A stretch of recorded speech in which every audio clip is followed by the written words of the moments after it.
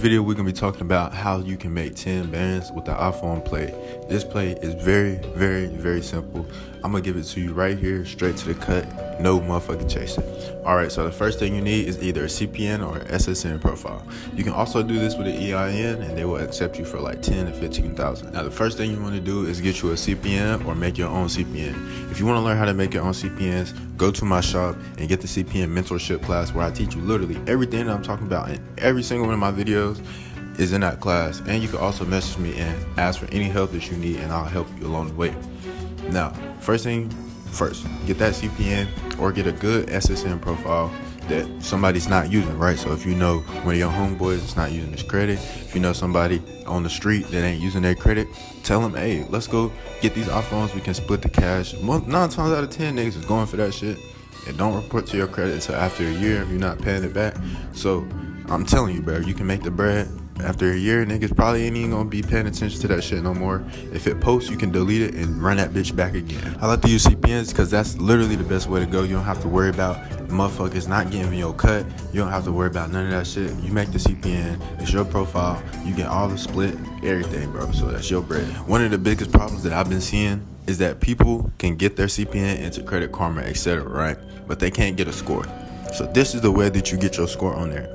First thing you want to do is add up to 1,000 public records. After you get them public records on there, wait for like 14 to 30 days so your information can circulate in their systems, right? After them 14 days up, then you want to go add an authorized user. So you add one authorized user and you add grow credit. Really, I do 2 authorized users and 1 primary because literally, bro, if you got that shit, they're not going to deny you, especially with Verizon. Verizon sometimes will go with 1 authorized user by itself or 1 primary backdated by itself. It just depends on how your profile is set up and if they can find your information.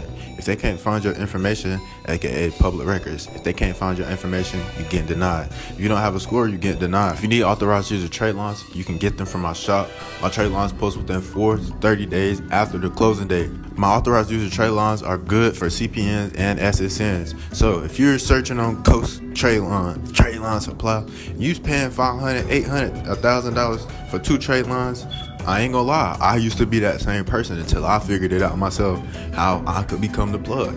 Now I can be able to give y'all better prices and better quality. Now, once your score does post, 9 times out of 10, if you get a trade line with more than 5 years, you're gonna be over 700.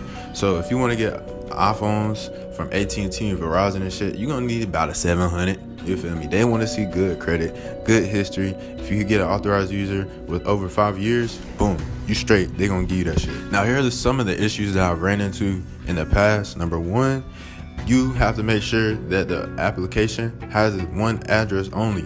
Don't put 2 different addresses. Don't try to ship it to a different address than you have on your CPN profile.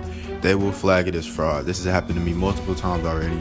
What you need to do is use 1 address, the entire profile. So when you start your profile, use that same address on every single application. Don't change it up. Use the same exact address. Then once you get to the application, you want to make sure that you either do pickup, go in the store, or you make sure that they ship that shit to the same address that you have on your file.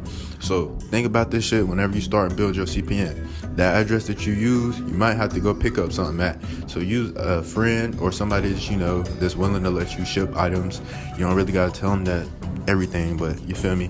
Make sure that they can pick up those items and give it to you, and you can pay them like $100 or some shit. Now I know most of y'all niggas nowadays got short attention spans. For those of y'all who can stay and listen to a video for over 5 minutes, it's gonna change your life. This right here is what you need to do. Once you get your score, the cheat code is to actually go to Verizon Chat Assistant and type in the messages. Ask them in the chat, can I be approved for XYZ amount? Just say, hey, I'm asking, can I be approved for anything today?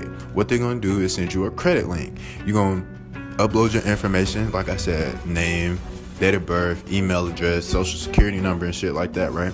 Then they're gonna get an instant approval or denial. They're gonna tell you.